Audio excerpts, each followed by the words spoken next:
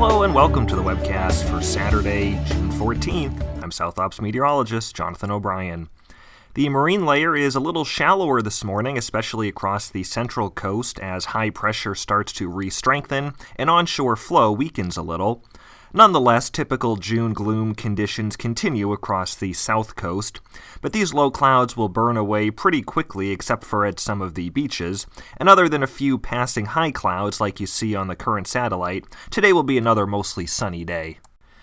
Here's a look at our 24-hour relative humidity change. We're fairly similar overall to where we were yesterday, but a little more in the way of drying trends than moistening trends. It's been fairly dry to begin with, so this is a good indicator that those dry conditions will continue. Here's a look at the forecast highs for today. Like we've been talking about for many days now, there's not a lot of day-to-day change in this pattern. We've generally been on a very slight cooling trend for the past few days, and now we'll go back the other direction a little bit this weekend with some warming, especially over Southern California. Here's the big picture pattern. It's still a high-pressure dominated pattern overall. Not the sort of mega ridge that would be bringing us extreme heat, but it's persistent and we just keep grinding out these moderately above normal temperatures. For this weekend, high pressure will re-strengthen over the desert southwest. They'll get very hot out there, but it's pretty far to the east of us, and so our warming will be more modest, though our local deserts will definitely be on the hot side by tomorrow. And then on Monday, we get this weak and fast-moving trough to push across California, before weak high pressure pushes back in by the middle of next week and brings a continuation of a very similar pattern. Here's tomorrow's forecast highs. You can see those hot conditions in the deserts with a lot of 110 to 115 degree readings in the low desert. Tomorrow will be the hottest day for a lot of Southern California.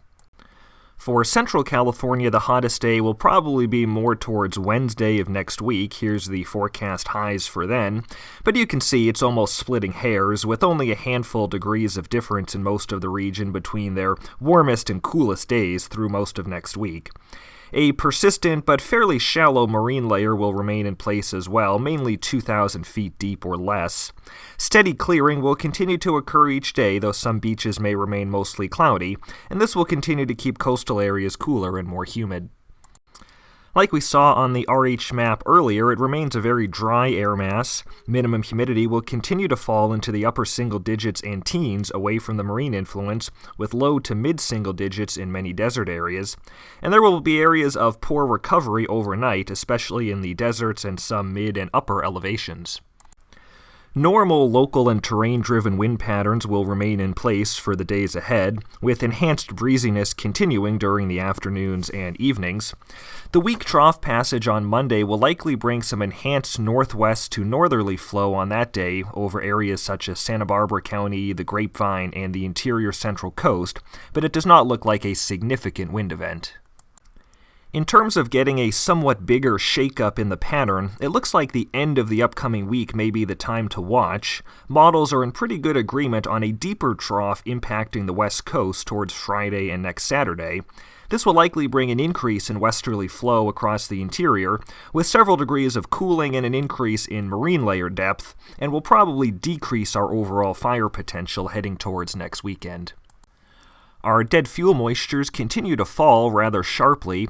It's not that this is an extreme pattern by any means, but the persistence of the warmth and dryness above the marine layer is doing a number on us.